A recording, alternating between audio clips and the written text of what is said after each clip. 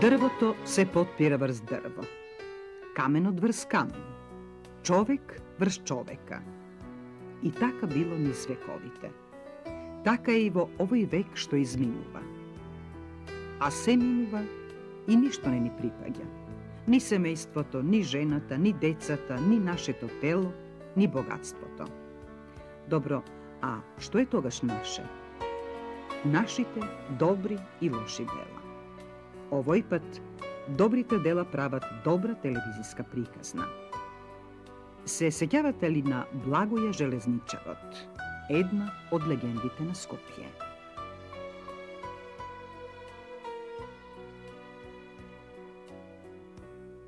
Ulica Josif Mihajlović, broj 5. Ja zna cite onije koji makata gi beše naterala da dojdat vo skromnijot sokak, vo skromnijot dom na Ratka i Blagoja, da među prstite na samouki od Blagoja da go najdat spasot od volkata. A ta neizdržljiva, onaka kako što umeat da bolat šinatite zglobovi i stegnatite muskuli. Kolku čovečki koski, tolku maki, i tolku po tolku luge dojde ni tokmu ovde, da go najdat iljačot od narodnio tekin čičko Blagoja Železničarot. Velat, najčesti kurirčinja za patot do domot na Blagoja bile bosonogite golomešinje što igrale šlajka na Bitpazar.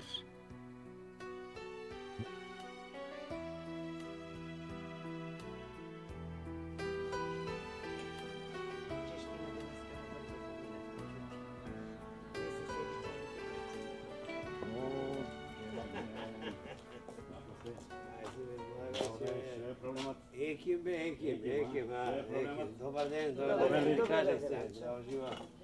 Zdravo živo. Ajde se, zdravo živo. Pobili se, si za kafence? Što ga te potrebno? Kafe, rakija, čekaj, dajte se. Dade me kako ne idem, može me počasti mi, nema problem. Kaj si Ekip? Može jedno rakiće. Anestezija, može. Anestezija, prepravljenje. За да не осетиш. Mi brguće bide to, nema problem. Na tetka Ratka proizvod svoje. Оставаме да многу се напие, па пусти ќе правиме. Pa to je železno nešto. Mi teknuva, Сега se може. sjećavam, ko беше mala kerka mi. Za račeto? За рачето, 4,5-5 години беше. Па едно 3-4 пати беа славнати. Мали, та знаеш дете како дете. Лобовите, така? И на крај Качишко Благоја, ова мора да го направиме, да го врземе, зашто инаку немов да се бандажира. Dete, nego pazi račeto. Зловоите се такви, осетливи се зловоите многу, доека се зараснат. Слушай, од това малку да се напим, па да му Може да видиме ногата, ако написе. Ајде, да видиме много. Колку време се те горе? Ова, до сега 3-4 пати така се. 3-4 пати. Да. Учи се само лабава. Ајде. По-лабава колку можеш. Уште малце по-лабава, по-лабава. Ај уште малце. Не се стегај. Ај уште секунда. Оп. Ето, ова видно. Се другата ќе ја прави. Здраве. И другата? Здраве. Ајде да видиме сега оваа другата нога може. Ајде. Само пушти ова. Така. Полека се. Ова е све. Вика е ока. Гледај како крска. Слушам. Гледај. О, полека. Слушај ти кажам. Кажи. Знаеш што викаме ние циганите? Свака част. Свака част, Уште Чичко Благоја која беше жив. Текнува ли за жена ми? Со колена до лани. Беше пред 2-3 години. До лани преклан, кога беше? Преклани беше. А баба ми беше посебна, она со рамото имаше многу проблеми. Знам за жената и коленото кога го правевме, тука ти го правеше проблематично беше. коленото, да. Да, проблематично Чичко Благоја беше. правеше? После тоа детето го донесе. Да. Така и беше детето. Али доста. Ама не само ни, колку имам да не, ја. Да. Прво и Гоце основно, Тодоровски, да. после има дојдено, има дојдено Гоце тоа. Гоце се жалеше неколку пати, па и некои пријатели други. И он исто пријател. Кај не? Ај кај Чичко Благоја. Викам, Чичко Благоја почина. Не бе, имаме сега друг Чичко Благоја. Беше проблематично дека се уходав со занајатов. Али полека. Не, добар си, одлично. Слушај, ти кажам. Научив. Ево ова да речеме, Чичко Благоја така имавме и почести средби. Зашто Не Ти само госпожа јас. да идеш. Да, не само јас, не, иде и колеги мои, Милица Стојановска, например. А она ви каже, тој Благо, како што мојата колешка Милица сега малку морам и да имитирам, нели како вика. Не шауру. Тој Благоја, Чичко Благоја, да не беше, требаше во корито да лежам. И навистина, она имаше проблеми доста и со кичмата. И навистина имавме една многу тешка представа во која што па скоро сите се разболевме. Јас астма добив, не знам друг што се разболи, јас со Ѓорчев како, дупло одно се вика, баш ношти разговараме. Милиза се укочи. Каде лекот? Кај Чичко Благоја. И право кажи. И така и мислам, да. И ние од нас глумците често дајем. Гоце Тодоровски неколку пати има. Силвија, да, пред да почине, Бог да прости. Да, пред да почине. Да, за Будва која да. Така да, овие средби со Чичко Благоја, мислам, стариот Чичко Благоја, нели, се од поодамна. Животната приказна за човекот, кој уште за време на својот живот стана вистинска легенда, е паралелна со нашиот век. Благоја Железничарот е роден во Велес во 1910 година во семејството на Павлина и Пано Димовски. Човекот кој ги љубеше возовите, во гените имаше запишано и визија што се оствари, да го пронајде таинствениот изблик, необична енергија што ќе скроти со своите прсти, притоа помагајќи им на несрекниците што повредиле коска, зглоб, мускул. Се прикажува дека и велешанецот Ордан Цилак, во икона Благоја, ја имал таа скоро магиска моќ да биде исцелител, кому природата му ја подарила таа особина. Трагајќи по корените на оваа традиција, се дознава дека и таткото на Ордан, Дончо Цилак, бил од Бога даруван во рацете. Се на се, долговековна семејна традиција народни помагачи, кој во Скопје ги прославил токму скромниот железничарски работник Благоја Димовски. Но, има ли поверодостојно прикажување за него од она на неговата животна придружничка Радка од велешкото семејство Ѓореви, сестра на народниот херој Благој Ѓорев? Таа, заедно со својот Благоја, минува цели 60 години.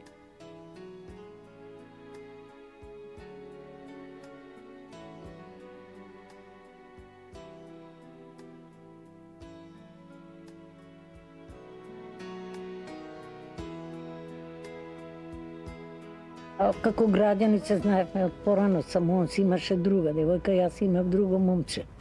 И најпосле вика, ја ќе пратам сводник, вика, дали ме сакаш? Викам, ми беше срам да му речам те сакам и си отидов дома. Ќе пратам, рече, нему, викам, ќе ме отепаат дома, ќе ми степаат, нему. А он за сигурно да испрати сводник. И едно време дојде човекот, а јас знам дека ќе дојде сводник и си легнав горе, порано. Вика татко ми, ајде Радко, ставај вечер. Не можам, викам, глава, многу ме боли. Ми е срам да слушам се. Па снавам ми викам за брат, постар имам. Она мене рече утре ќе ми каже дали го сака или го знае или не го знае. Он прстен ми мереше дали го знам. Не и се. Кратко време беше тоа, за 2-3 недели. И се веривме тоа баш на прочка. Цевтејќи испаѓаме, викам, леле Благо, викам, он вика, фани ме. Како не ќе те фанам, викам, како на прочка ќе не гледаат, викам. Кој сака нека гледаат, рече да им иба мајката. И ти викам така, ајде, шо поводиме свршеници 3 месеца. Една свадба што направивме, цела недела свадба беше, цела недела. Народ, на вечери, на ручуди, понеделници, тоа кај нас знаеш многу е, тоа се прави. Хајде се он работеше у лажоница, а татко ми вика, работи ли детево? Го праша брат ми. Работи вика лажоница. Куќа има ли? Има. Ќе живее, ќе носи едно парче беб. И ајде, и сега свршавачкава нема да биде, тие викаат, капутот, они нека и го прават, мантил беше. Они нека и го прават. ние викаме, они нека го прават. Сега за еден мантил ќе се расипе цвршавачкава.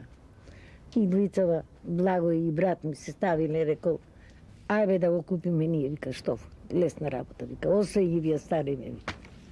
И така се направи работата. Се ведихме. Што поживеавме, детево дојде на 2 години, Љубинката роди најпосле 2 години. И поседоме со свекрвата 1-2 години, 3. И Невана без од девер имав, тој работеше, а не даваше пари ништо, љубоморни браќата. Се деливме. Ама ништо, не ни даде свекор. Корито немав детето още да го бања. Ни килимче да постелеме. Постели новина, јади. Ја плачи, како ќе живееме? Татко ми дојде, вика, што сте направиле се? Што е ова резил? Вика, циганшија, вика. Од куќа, од ствари сте избегале. Вика, дедо, таа е моја работа, вика. Ако сакам, на вршник ја однесам, рече, ја за мене сум ја зел. Вршник, знаеш, имаш едно рид големо у Велес има. Го и вршник го викаат. Добро, рече, како сакате. И работиме, сиромаштија. Казан да немаш да го испереш, а црна работа. Работи долни строј, под вагоните се пика. Мазалица прснала, сета го направила зејтин. Колку го переш, тоа отврнуе. Што да правам утенеција, вака од сирење сум перала. Дојде на јатрвата татко и шо правиш сваќе при Лепчанец еден? Перам, викам, свати. Како ќе переш, вика, во канта, што да правиме, викам. А 3 рани и дома не ми дава свекорот ни едно. И како, викам, ќе се мачиме така. А едни али ще има, утре треба да оди на работа. 12 работи, 24 е слободен. Па ќе ги слушам покрај шпоретот, па утре да иде на работа со. Бедотија, што да ти кажам. А не ме пушта на работа да одам. Мене од жена пари не ми требат, рече. Јако ќе доам од работа да си најдам готово се. Каве ли е, чај ли е, појадок ли е. Не ме пушта. Живеевме у Велес. Нели, и после тоа го преместија за Скопје. И така дојдовме вамо. Најдоме стан у Водно, там живеевме. Од Водно ја купија куќата и овдека дојдов Битпазар. Како и до денеска.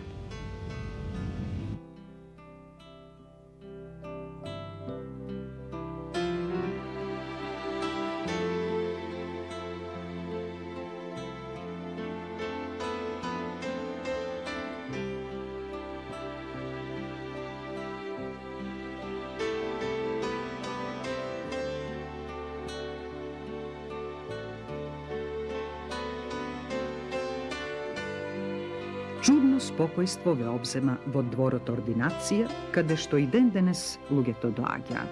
Од сите возрасти доаѓаат за себе или носат дете. Се чини дека овој мирен, цветен простор екзистира врз некои позитивни подземни струења. Мирно е и тивко, некако црквено свечено, а сепак постојана врвулица од луѓе со мака. И не само тие.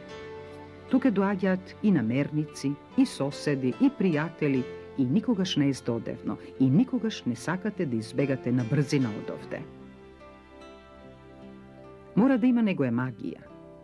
Ако добрината се наследува, тогаш многу е јасно зошто луѓето ги има овде и зошто споменот на Благоје железничарот се уште е толку жив. Семејството на Благоја, сопругата Радка, ќерките Павлина и Љубинка, синот Владимир, овде на Битпазар ја дојдено во 1956 година. Ќерката Љубинка со посебен пиетет и љубов говори за својот татко, скицирајќи ја историјата на своето семејство и почетокот на исцелителската дејност на Благоја железничарот. Се викам Љубинка Димовска Шатуленко. Инаку првото дете, првородено дете во бракот на Благоја Димовски железничарот и Радка Ѓорева Димовска. Покрај мојата помала сестра Павлина Стојанова Димовска и мојот покоен брат Владимир Димовски Лале. Откако знам за себе, откако паметам, во ова семејство секогаш имало многу народ пред се. Што би рекло дека секогаш куќа со отворена порта, со отворени врати. Што се однесува до моево потесно семејство,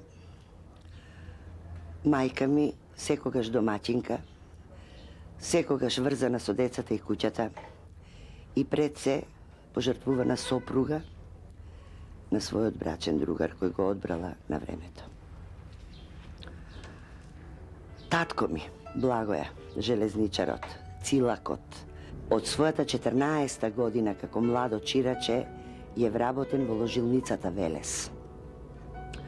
Се до одењето во војска на тогашна кралска Југославија, по враќањето се враќа пак во железница и се до 1963 година пролетта, по навршување на 42 години работен стаж непрекинато на железница, секако одбиени оние 2 години од војската, останува доследен на својот занаат, на својата голема љубов, пругата, возот.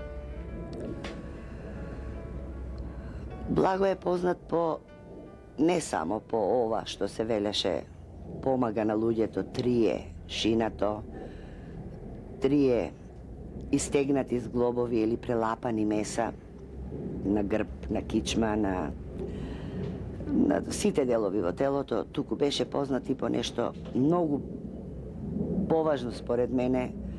Човек простосрдечен, народен, хуман пред се, човек на кој никогаш не му значеа парите нешто. Човек кој беше спремен и на среденоќ и рано во 4 сабајле и да прекине семејната свадба или веселба за да им помогне на луѓето.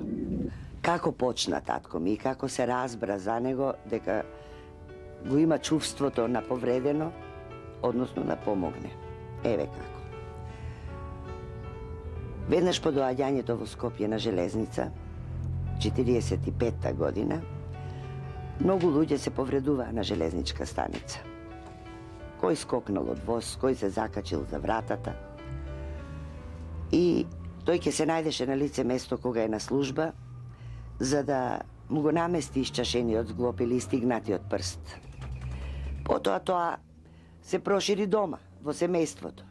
Ние настанавме, почнавме да одиме на училиште, по тие слетови, како што беше тогаш. Некој нога свиткал, некој отекол во ногата, во коленото, паднал играјки народна топка, тогаш беше многу модерна. И еден од друг се прошири гласот дека Чичко Благоја, железничарот, ги прави рацете и нозите на децава што ќе се повредат. Кој на училиште, кој дома, било каде. Тој глас многу брзо се ширеше. И ги доби димензиите на Скопје како град пред се, па потоа низ Македонија, да би отишло и низ границите на бившата СФРЈ. Од него бараа помеч многу видни луѓе, да не зборуваме за спортистите, за комплетниот клуб Вардар, фудбалскиот клуб Вардар, работнички, Слога, тогашна. Па потоа доаѓа кошаркарите, да би завршиле со балерините кои од сцената, од гримјорната, право ги носе овдека уште во костимирани. Тука може да се каже еден Ангел Шурев, кој беше редовен негов пациент, да му ги погледа зглобовите на раците, затоа што често му страда од дирижирање. И многу имиња кои навистина не би било праведно некој да се спомне, некој да се заборави. Секој случај. Сакам да ви кажам дека тој човек со огромно човечко срце, човек кој навистина положи се за своето семејство, поготово околу здравието на брат ми, успеа во своите 82 години да го одржи интегритетот, единството на семејството, да станеме безпорочни домаќинки, бидејќи мојот брат рано почина.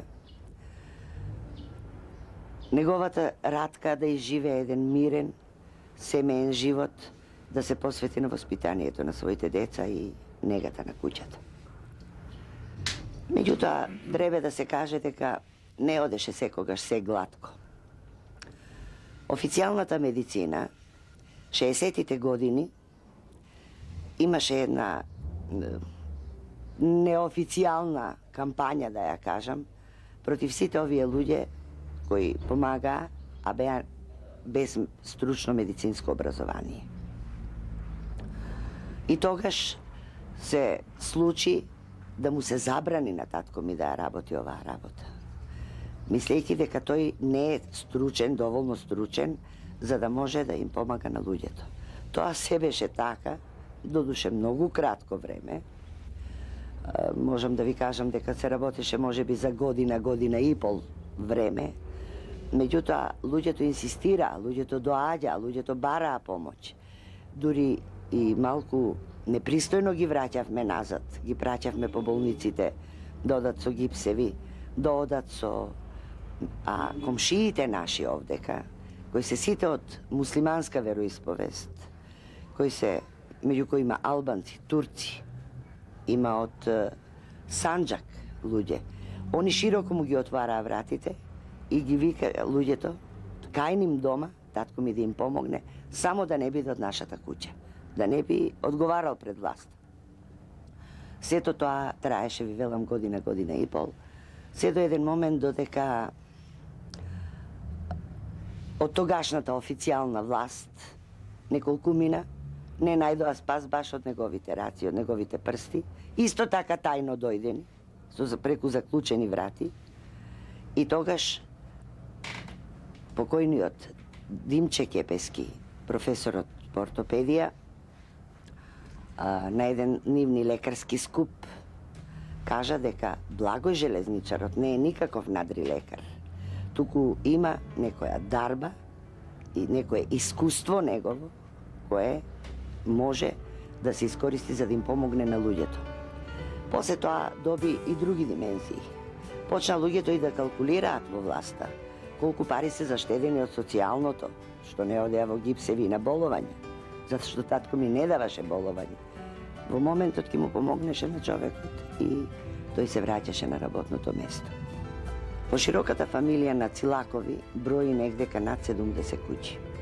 Кој е у Велес, кој е во Скопје. Никој не го наследи, никој не го изучи овој, не можам да кажам занает, не е занает. Може би повеќе дарба, може би повеќе желба да се помогне на луѓето. Јас сум по професија медицинска сестра, хируршка медицинска сестра. Со 13 години работен стаж на хирургија во воената болница Скопје. Јас не знав да ми помогнам на луѓето. Дури и се плашев, заради тоа што бев едуцирана за мојата струка. Покрај луѓето што доаѓаат овдека и што доаѓаат со години, меѓу кои имаше и стални пациенти, кои што се спортистите, например, многу често од него се бараше и помош за повредени животни. Од коњи до стелни крави и најпосле полициските кучиња. Сакам да ви кажам и нешто друго. Татко ми, Благој железничарот, или Чичко Благоја, како сите го знаат во Скопјево, беше и многу весел човек, меѓу другото, друштвен човек. Он членуваше во многу долго во Железничкото културно-уметничко друштво во Велес пред војната, каде што беше тапанар во Железничкиот оркестар. Куќа од секогаш изобилувала со мноштво народ, пријатели, другари, без оглед на вера, нација, без оглед на статус, без оглед на тоа кој е доктор по науки или е Димче циганот од Водно. Низ оваа куќа продефилира со живење внатре, не да бидат гости, 10-12 девојки, мои другарки, кои секогаш наоѓаа овдека топол дом кај Радка и кај Чичко Благо. Чуден човек беше тоа, морам да ви кажам. Ми се чини дека и неговото последно испраќање и неговиот крај, физички крај, дојде некако спонтано. Во исти ден ги загуби единствениот син и единствениот брат. И тоа болно срце навистина не можеше да издржи. Го најдовме заспан, добро измиен, ручан, бричен, дотеран, легнат да се одмори после обилниот ручек и некаде во 5:45, кога мајка ме отишла да го разбуди, заради тоа што луѓе чекаат надвор, Чичко Благој железничарот заспа и не се разбуди повеќе. Погребот беше фасцинантен. Од владиката Кирил, на кого смо му бескрајно благодарни, по негова желба дојде дома, на последно опело, пред да го испратиме, да би на 40-тиот ден на поменот дојде и пак своеволно го освети гробот на татко ми. А муслиманската верска заедница, со наше знаење, со дозвола на мајка ми практично, направи голем мевљут, голема молитва во Јаја Паша џамија, со огромен број луѓе, муслимани, кои сакаа да му одадат последна почит на Чичко Благој железничарот, кој не двоеше турско и каурско, православно и муслиманско. За него тоа не постоеше. Има еден феномен. За 8 години, од 18. април 1991 до денешниот ден, нема ден да не дојде човек во дворот да го побара или да рече Чичко Благој железничарот, Бог да го прости. За среќа на луѓето, може би за наша домашна среќа, може би за некое добро што по кое чуе на оваа куќа, Јосиф Михајловиќ 5 во дворот на музеите на Македонија, да остане еден друг човек, исто Благоја, која продолжува оваа работа.